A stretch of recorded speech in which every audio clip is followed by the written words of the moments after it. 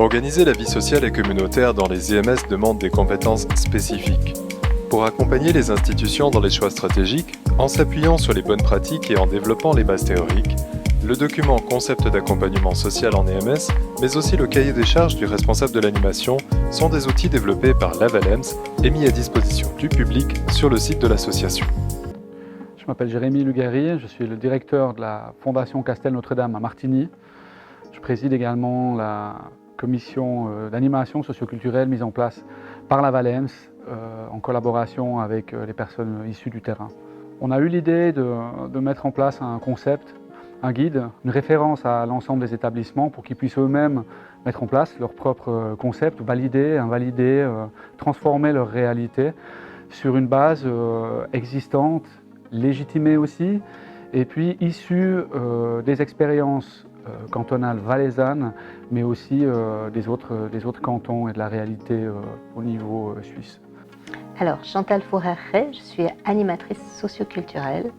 Je travaille dans divers domaines et je suis aussi formatrice d'adultes pour les travailleurs sociaux.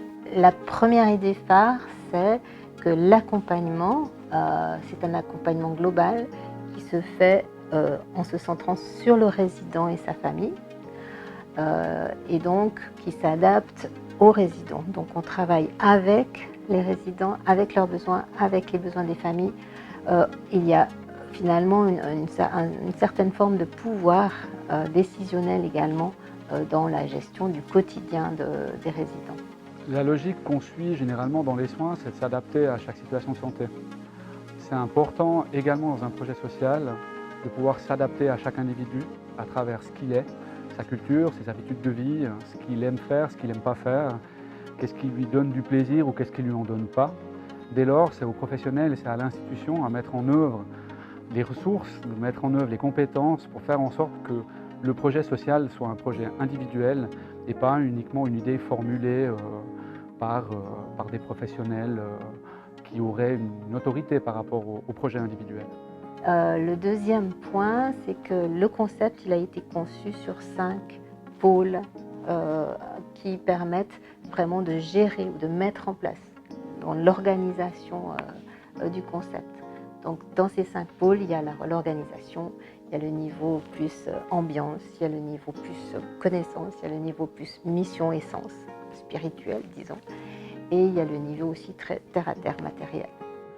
L'enjeu principal, ça va être de réussir à conjuguer les compétences à disposition, les ressources à disposition également, de savoir où est-ce qu'on va trouver ces compétences, dans quel niveau métier, dans quelle sélection de ces différents niveaux métiers qui sont tous complémentaires.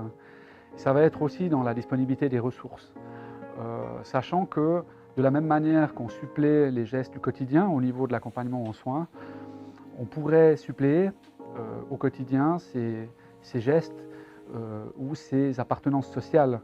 Les personnes qui rentrent en EMS bien souvent n'ont plus la possibilité d'exercer un rôle social, d'avoir une identité propre. Et le rôle des établissements pourrait aussi être celui de laisser exister les personnes au-delà de leur maladie, de leur état de santé, pour qu'elles puissent garder un rôle au sein de la famille, également un rôle au sein de la société. Et cet accompagnement ne devrait pas être de l'ordre de l'activité. Ce n'est pas une prestation qu'on vend, c'est un concept, c'est un projet de société et c'est un droit fondamental qui devrait s'exercer comme un accompagnement en soins. Dans le troisième pôle, il y a aussi la méthodologie d'intervention d'un service socio-culturel en EMS, où il y a 3 niveaux d'action possibles.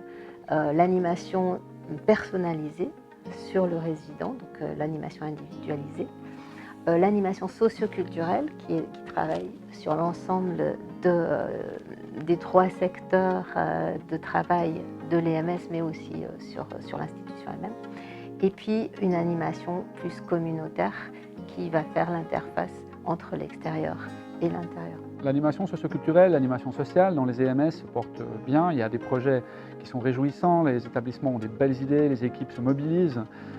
On a pu le voir ces 2 dernières années aussi en période de crise sanitaire où il y a une vraie créativité, une émergence de nouvelles idées qui apparaissent. L'enjeu, c'est de réunir toutes ces bonnes pratiques d'en faire quelque chose, mais c'est aussi de mettre en perspective ces 20-30 prochaines années et d'anticiper, nous professionnels, nous établissements, sur quels vont être les besoins de demain pour éviter les pièges, peut-être de la suractivité ou des schémas du passé. En 2020, l'association valaisanne des EMS a élaboré un concept d'accompagnement social en EMS. Ce document est le fruit d'une recherche-action menée par Chantal Fourré et Marjorie Hoppliger.